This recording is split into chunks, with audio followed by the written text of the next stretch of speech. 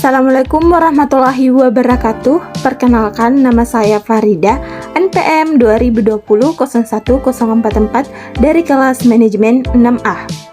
Baik, di sini saya akan menjelaskan sedikit materi mengenai Muhammadiyah sebagai gerakan sosial part 1, mata kuliah Al-Islam Kemuhammadiyaan. Ada dua pembahasan mengenai materi tersebut. Yang pertama, nilai-nilai dan ajaran sosial kemanusiaan Muhammadiyah, teologi Al-Ma'un. Yang kedua, gerakan peduli kepada fakir miskin dan anak yatim. Yang pertama, nilai-nilai dan ajaran sosial kemanusiaan Muhammadiyah, teologi Al-Ma'un. Ayat yang menjadi landasan bagi gerakan-gerakan sosial dalam Islam, itulah Al-Ma'un. Surat ini pendek, ayatnya tidak banyak, hanya sekitar 7 ayat.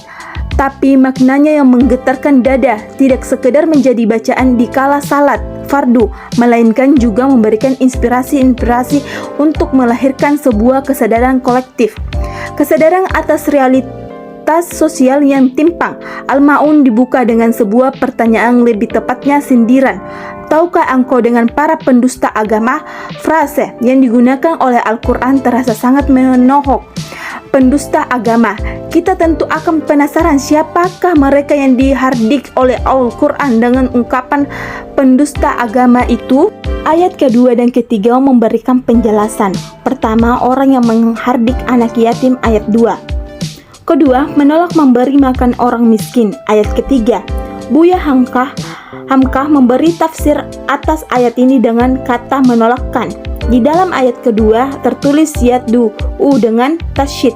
Artinya yang asal ialah menolak. Kata tersebut ditafsirkan orang lain dengan menghardik atau sejenisnya, tetapi kata hamkah yang lebih tepat adalah menolakkan.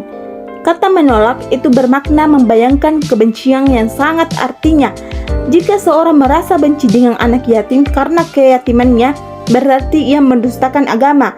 Sebabnya ialah rasa sombong dan rasa bakhil. Menurut Hamkah, membenci anak yatim berarti membenci keberasaan Nabi Muhammad. Sebab Nabi adalah anak yatim yang dipinggirkan oleh keluarganya, hidup dengan menggembala, berkutat dengan kemiskinan di masa kecilnya. Islam adalah agama yang sangat menghargai kesetaraan, egalitarisme. Islam menolak stratifikasi sosial ekonomis yang berarti meminggirkan orang miskin dan anak yatim dalam sistem sosial yang bertingkat. Anak yatim adalah mereka yang malang, tak mampu menggelak dari takdir bahwa kasih sayang yang ia terima akan jauh disebabkan oleh ayah dan ibu mereka yang telah tiada atau tidak memberi porsi perhatian kasih sayang pada kita. Menghardik anak yatim adalah refleksi kesombongan diri, merasa diri lebih baik, dan Allah menolak kesombongan. Oleh sebab itu, mereka yang sombong dan bakhil, seperti kata Hamkah, dengan menghardik anak yatim sebagai simbolisasi, patut diucap sebagai pendusta agama. Dan ini menunjukkan pula bahwa Islam memiliki visi kemanusiaan, dan visi kemanusiaan ini harus diterjemahkan ke dalam amal nyata atau kehidupan sehari-hari. Dengan memberi makan orang miskin yang memerlukan, mengutamakan sifat individualis, berarti seseorang telah melanggar visi kemanusiaan. Ialah pendusta agama. Agama bukan hanya bersifat vertikal, terkungkung dan terpenjara di masjid. Agama ialah kemanusiaan yang membebaskan dan mencerahkan. Itulah potret-potret pendusta agama. Ayat berikutnya dengan lebih lantang mengatakan pada kita, maka celakalah orang-orang yang salat. Bagaimana mungkin pengabdian transendental seorang muslim melalui salatnya kepada Allah disebut sebagai perbuatan yang tidak hanya sia-sia, tapi juga mencelakakan. Ada 3 parameter celakanya wa'il orang-orang yang salat, ayat 4 dan 7. Pertama, mereka yang lalai dalam salatnya, ayat 5. Kedua, mereka yang berbuat ria, ayat ke-6. Ketiga, mereka yang menolak memberi pertolongan. Buya Hamkah menafsirkan bahwa lalai berarti salat tanpa diikuti oleh kesadaran sebagai hamba Allah. Kata Buya Hamkah, sahun, asal artinya katanya ialah lupa, artinya dilupakannya. Apa maksud sembahyang itu? Tidak didasarkan atas pengabdian kepada Allah, walau ia mengerjakan mengerjakan ibadah. Ibadah tanpa kesadaran adalah sebuah kelalaian, begitu tafsir Buya Hamka. Kesadaran penting manakala kita melakukan purifikasi atas niat beribadah itu. Mereka yang berbuat ria berarti menodakan niat ikhlasnya pada sesuatu yang bukan pada Allah, menisbatkan sesuatu yang seharusnya dipersembahkan pada Allah. Misalnya, salat dan ibadah justru kepada benda ciptaan Allah. Salat dalam kerangka ini hanya membawa kecelakaan. Menolak memberi pertolongan adalah bentuk kesaliman yang lain lagi. Orang-orang yang mendustakan agama selalu mengelakkan dari menolong, sebab kata Buya Hamka, tidak ada rasa cinta di dalam hatinya. Yang ada ialah rasa benci. Memberi pertolongan adalah wujud kemanusiaan, dan menolak memberi pertolongan membiarkan orang lain dalam kesusahan, melawan hakikat kemanusiaan, ria. Kata Buya Hamka adalah simbol kebohongan dan kepalsuan, sementara menolak memberi bantuan adalah simbol individualisme dan kesaliman.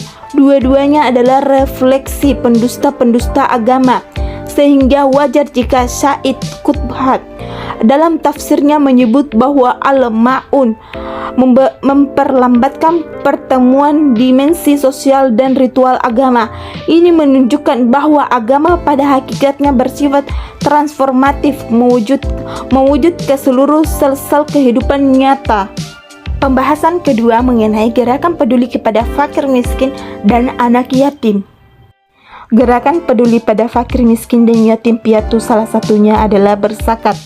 Dijelaskan dalam surat At-Taubah 60 tentang kelompok penerimaan zakat. Fakir miskin dan yatim piatu termasuk golongan yang wajib menerima zakat, karena anak yatim dan yatim piatu adalah anak yang ditinggal meninggal oleh orang tuanya, baik ayahnya dan ibunya, atau keduanya, dan belum dewasa serta belum dapat mencari nafkah sendiri. Sedangkan fakir miskin adalah golongan yang tidak mendapati sesuatu yang mencukupi kebutuhan mereka. Ada yang mencontohkan bahwa fakir itu mendapatkan sehari-hari kurang dari sepenuhnya kebutuhannya, sedangkan miskin pendapatan kurang dari kebutuhan tetapi pendapatannya di atas 50% kebutuhannya namun masih kurang.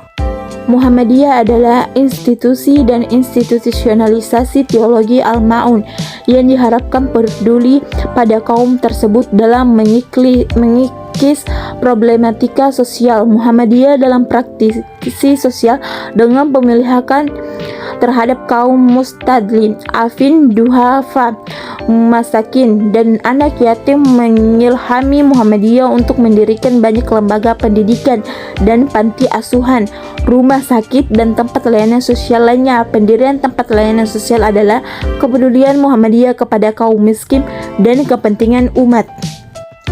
Dalam realitas keseharian dapat disaksikan banyak orang kaya Islam kusyuk merata dahi di atas sajadah, sementara di sekitarnya banyak tubuh layu, kekurangan gizi, dan grogoti penyakit.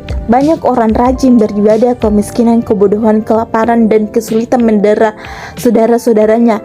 Fakta dan realitas kemiskinan adalah wajah lain dehumanisasi. Kemiskinan terjadi akibat kemungkaran sosial dan dosa sosial akut.